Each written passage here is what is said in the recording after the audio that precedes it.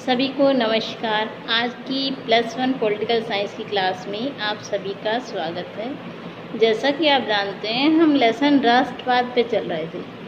राष्ट्रवाद में अब तक हमने देखा कि राष्ट्र क्या है, राष्ट्रवाद क्या है, राष्ट्रवाद की भावनाएं क्यों पनपती हैं, उसके क्या फ़ायदे हैं।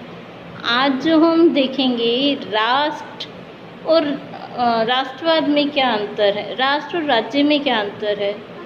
उसके अलावा हम स्पेन का उदाहरण देखेंगे। स्पेन में कैसे राष्ट्रवाद की भावनाओं ने बदलाव लाने की कोशिश की, लेकिन शासकों द्वारा कैसे उस बदलाव को दबा दिया गया। तो इन सब चीज़ों के साथ साथ हम देखेंगे एक दो और नई चीज़ें, जैसे कि राष्ट्रवाद के क्या पॉजिटिव इफेक्ट हैं, क्या नेगेटिव इफेक्ट हैं। अगर राष्ट्रवाद हम कहते हैं कि अच्छा है, तो इसके कुछ नेगेटिव इफेक्ट भी हैं। तो उन इफेक्ट के ऊपर हम चर्चा करेंगे। उसके अलावा हम राष्ट्रीय आत्मनिर्णय के बारे में आज के अपने भाग में देखेंगे कि राष्ट्रीय आत्मनिर्णय क्या है। तो चलिए शुरू करते हैं हम अपना आज का टॉपिक, राष्ट्रवाद। तो चलिए शुरू करते हैं अपना आज का टॉपिक, राष्ट्रवाद। देखिए, ये आपको भारत का नक्शा दिया हुआ है। भारत के नक्शे में आपको बहुत सारे राज्य दिख रहे हैं। तो आज जो हम पढ़ेंगे राष्ट्र और राज्य में क्या भेद है। ठीक है जी। तो चलिए शुरू करते हैं अपना टॉपिक। देखिए, राष्ट्र के लिए वहाँ रहने वालों में एकता की भावना होना ज़रूरी है, राज्य के लिए नहीं। राष्ट्र उन जन समुदाय को कहा जाता है जिसमें एकता की भावना हो, चाहे वो किसी धर्म की हो, भाषा की हो, जाति की हो। लेकिन सबसे जो ज़रूरी चीज़ है उनमें क्या है, एकता की भावना होना ज़रूरी है। जब तक एकता की भावना नहीं होगी तो वो राष्ट्र कभी एक सूत्र में बंधकर नहीं रह सकेगा। और जबकि राज्य के लिए एकता की भावना ज़रूरी नहीं है। राज्य के लिए हो सकता है वो किसी और दृष्टिकोण से जुड़े हों, चाहे राजनीतिक हो, सामाजिक हो, आर्थिक हो। दूसरा जो डिफरेंस है, राज्य के लिए 4 तत्व अनिवार्य हैं। देखिए कौन से तत्व हैं, जनसंख्या, निश्चित भूभाग, सरकार और प्रभुसत्ता। लेकिन राष्ट्र के लिए ये अनेक तत्व जरूरी हैं। देखिए, अगर राज्य में जनसंख्या नहीं है तो वो राज्य नहीं हो सकता। अगर उसका निश्चित भूभाग नहीं है, सरकार नहीं है वहाँ पर कोई लोकतांत्रिक, या प्रभुसत्ता नहीं है लोगों के पास, ये सब चीज़ें राज्य के लिए ज़रूरी हैं। चारों चीज़ें होनी चाहिए, जनसंख्या, निश्चित भूभाग, सरकार और प्रभुसत्ता। यदि इनमें से कोई भी एक चीज़ की कमी है तो वो राज्य नहीं बन सकता। लेकिन राष्ट्र तो वहाँ पे रहने वाले लोगों की सांस्कृतिक, आध्यात्मिक भावनाओं से, उनकी एकता की भावना से बनता है। अगला जो हमारा डिफरेंस है वो देखिए, राज्य के लिए एक निश्चित भूभाग आवश्यक है, राष्ट्र के लिए नहीं। देखिए, राज्य एक प्रदेश है जिसके लिए निश्चित भूभाग होता है, लेकिन राष्ट्र के लिए ऐसा नहीं है। जो राष्ट्र में सबसे बड़ी बाधा उत्पन्न हो सकती है वो सिर्फ एकता की भावना ही कर सकती है, ना कि किसी राज्य की सीमाएं। जो चौथा अंतर है वो देखिए, राज्य ना तो राष्ट्र को उन्नत कर सकता है, ना ही उसे समाप्त कर सकता है। देखिए, राज्य के पास प्रभुसत्ता होने के कारण वो अपने भूभाग में स्थित सभी व्यक्तियों पर नियंत्रण रखता है। मान लीजिए हरियाणा में जितना क्षेत्रफल है वहाँ पर हरियाणा की सरकार का पूरा नियंत्रण है। राष्ट्र के लिए क्या ज़रूरत है, सिर्फ एकता की भावना। एकता की भावना उसे राष्ट्र बनने में मदद करती है। तो देखिए जो राज्य हैं वो राष्ट्र को ना तो उन्नत कर सकता है ना ही समाप्त कर सकता है, उसका प्रभाव सिर्फ अपने उसमें रहता है। अगला हम चलते हैं, जो टॉपिक आज का वो है राष्ट्रीय आत्मनिर्णय। देखिए राष्ट्रीय आत्मनिर्णय क्या है। आत्मनिर्णय के अपने दावे में राष्ट्रवाद अंतर्राष्ट्रीय समुदाय से मांग करता है कि उसे पृथक राजनीतिक इकाई या राज्य के रूप में मान्यता या स्वीकार्यता दी जाए। जैसे कि हमारा भारत जब गुलाम था तो उसने मांग की कि उसे आज़ादी दी जाए, उसे दर्जा दिया जाए, स्वीकार्यता दी जाए। तो आत्मनिर्णय क्या है? अपनी पहचान मांगना अंतर्राष्ट्रीय स्तर पर। तो देखिए आत्मनिर्णय के दावे में राष्ट्र अंतर्राष्ट्रीय समुदाय से मांग करता है कि उसे पृथक राजनीतिक इकाई या राज्य के रूप में मान्यता और स्वीकार्यता दी जाए। अक्सर ऐसी मांग उन लोगों के द्वारा की जाती है जो लंबे समय से किसी निश्चित भूभाग पर साथ साथ रहते आए हों, जिनकी साझी पहचान हो। कुछ मामले में आत्मनिर्णय के दावे एक स्वतंत्र राज्य बनाने के लिए भी होते हैं या किसी संस्कृति की सुरक्षा के लिए भी होते हैं।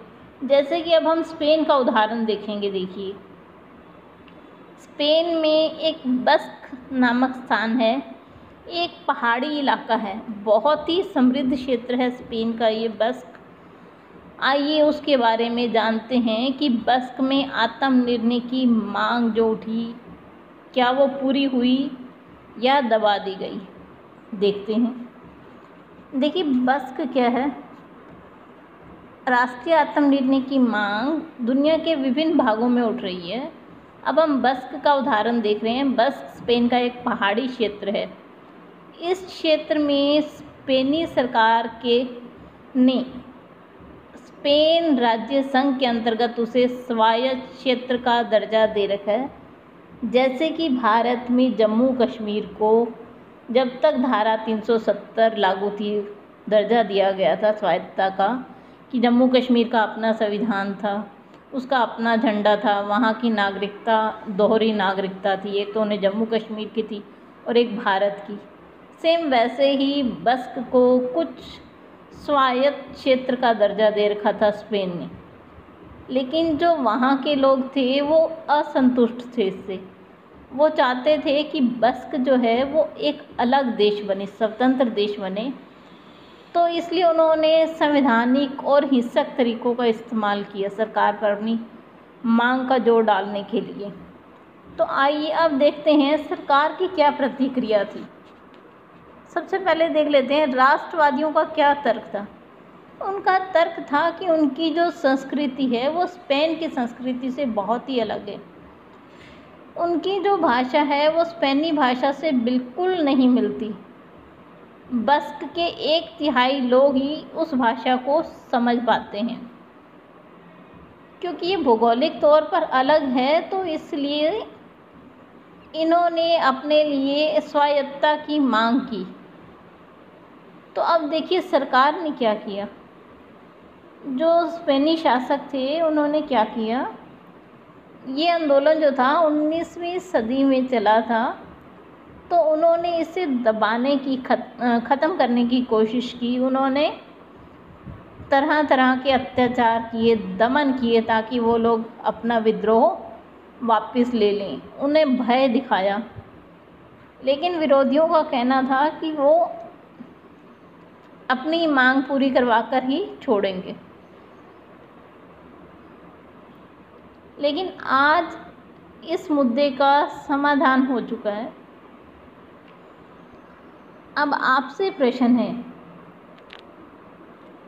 पहले एक चीज़ और देख लेते हैं कि आत्मनिर्णय आंदोलनों से कैसे निपटा जाए। देखिए ज़रूरी नहीं हर आत्मनिर्णय आंदोलन में आप उनकी मांग मान लें, उन्हें अलग राज्य बना दें, ठीक है ना जी। कुछ को आप विशेष सुविधाएं देकर सह अस्तित्व पूर्वक अपने साथ रख सकते हैं। मान लीजिए कोई विशेष समुदाय है, उसे हमारे भारत में क्या है, आरक्षण दिए गए हैं, उन्हें शिक्षा के क्षेत्र में, नौकरियों में आरक्षण दे के साथ मिलाकर रखा गया है। तो ऐसे ही वो कहता है कि जो ऐसे आंदोलन उठते हैं उन्हें सभी आंदोलनों को पूरा ना किया जाए, बल्कि उनको समझाकर अपने साथ रखने की कोशिश, इकट्ठे रखने की कोशिश की जाए। तो अभी आपसे प्रश्न है, देखिए, भारत से बाहर आत्मनिर्णय के अधिकार की मांग कर रहे विभिन्न समूह से संबंधित समाचार पत्र और पत्रिकाओं की कतरन को इकट्ठा करें और अपनी राय बनाएं। इन मांगों के पीछे क्या कारण होते हैं? ये जो आंदोलन चलाए जाते हैं, स्वायत्तता की मांग की जाती है, इसका कारण क्या है? इनके संघर्ष की प्रकृति क्या है? मतलब हिंसापूर्वक है, शांतिपूर्वक है, आपको वो देखना है। क्या उनकी मांग जायज़ है? हाँ तो क्यों, नहीं तो क्यों? आपको इन सब चीज़ों को ढूंढने की कोशिश करनी है, क्योंकि देखिए +1 का बच्चा एक बड़ा स्टूडेंट है। आप कोशिश कीजिए, इन्हें देखिए, खोजिए। आपको नहीं मिलता, आप कमेंट बॉक्स में कमेंट कीजिए, आपको आपके आंसर का, क्वेश्चन का रिप्लाई मिलेगा। क्या आप सोचते हैं कि इनका समाधान हो सकता है? ये 4 क्वेरीज आपको दी गई हैं, तो बच्चों में तर्क क्षमता विकसित करने के लिए दी गई हैं। तो आपको सोचना है और इनका जवाब देना है। चलिए अब हम देखते हैं कि इसके पक्ष में क्या तर्क हैं। हम कहते हैं कि आत्मनिर्णय सही है, तो इस सिद्धांत के पक्ष में तर्क क्या हैं? आइए अब उन्हें देखते हैं। सबसे पहला तर्क क्या दिया जाता है कि उन्नति के लिए बिल्कुल सही है। जो आत्मनिर्णय है वो उन्नति के लिए ज़रूरी है। देखिए बिल्कुल सही बात है कि वहाँ रहने वालों में इससे एकता आती है, राष्ट्रभक्ति, भाईचारा की भावना होती है, आपस में झगड़े ही नहीं होंगे तो देश की उन्नति अपने आप होगी। दूसरा, अल्पसंख्यकों की समस्या नहीं रहती। देखिए जब अल्पसंख्यक ही नहीं होंगे, मान लीजिए हमने एक अलग राज्य बना दिया, अब कोई अल्पसंख्यक ही नहीं है तो उस तरह को कोई झगड़ा ही नहीं होगा, तो ना तो राष्ट्र का कोई खर्चा ज़्यादा होगा, तो वो अपने आप उन्नति कर सकता है। तीसरा, प्रतिनिधि शासन के लिए अधिक उपयुक्त है। लोकतंत्र के लिए यह अधिक उपयोगी है। लोकतंत्र की सफलता के लिए वहाँ के निवासियों में एकता की भावना होना जरूरी है। आत्मनिर्णय है तो उनके अंदर एकता की भावना होगी। मान लीजिए हमारे भारतीयों में आत्मनिर्णय ना होता कि हमने भारत को आज़ाद करवाना है, एक सशक्त राज्य बनाना है, अगर ये भावना उनके अंदर ना होती तो आज भी हमारा भारत गुलाम होता। तो ये जो प्रतिनिधि शासन है उसके लिए अधिक उपयोगी है, क्योंकि इससे लोगों के अंदर एकता की भावना आती है, वो मिलकर रहते हैं और देश के हित की सोचते हैं। इतिहास द्वारा पुष्टि की जा सकती है। आप बहुत से देशों के उदाहरण देख लीजिए, भारत हो गया, वियतनाम हो गया, आयरलैंड है, इंडोनेशिया है, इन सब ने अपनी आज़ादी की लड़ाई लड़ी और अपनी राष्ट्रीय पहचान को प्राप्त करने में सफल हुए। तो ये तो इसके पक्ष में तर्क हैं कि देश की उन्नति होती है, अल्पसंख्यकों की समस्या नहीं रहती, प्रतिनिधि शासन के लिए उपयुक्त है, इतिहास द्वारा इसकी पुष्टि होती है। अब देखिए हर चीज़ का अगर लाभ है तो उसकी नुकसान भी है। नुकसान क्या है? देखिए सबसे पहला, ये सिद्धांत अव्यवहारिक है। जो बहुत से विशेषज्ञ हैं उनका मानना है कि ये सिद्धांत अव्यवहारिक है। ऐसे जो राष्ट्र है वो अलग अलग देशों में बढ़ता चला जाएगा।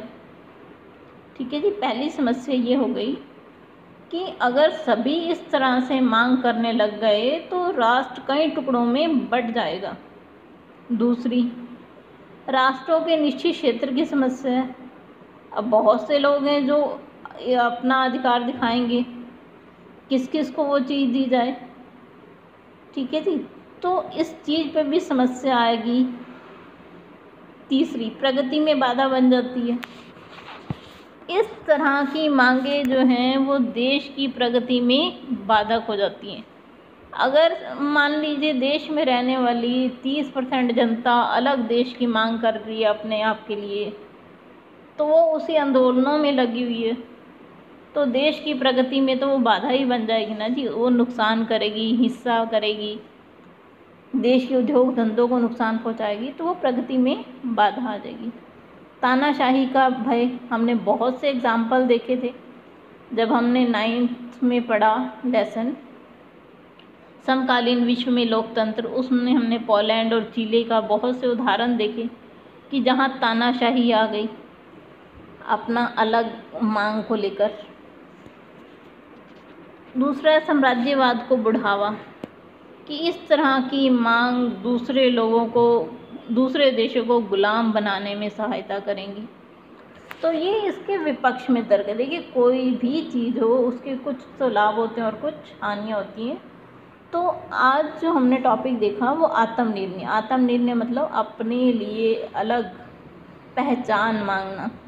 उसके हमने कुछ आत्मनिर्णय का अर्थ देखा, स्पेन का उदाहरण देखा, उसके पक्ष और विपक्ष में तर्क देखे। तो आज के लिए बस टॉपिक यहीं ख़त्म करते हैं, कल फिर आपसे मिलेंगे। तब तक धन्यवाद।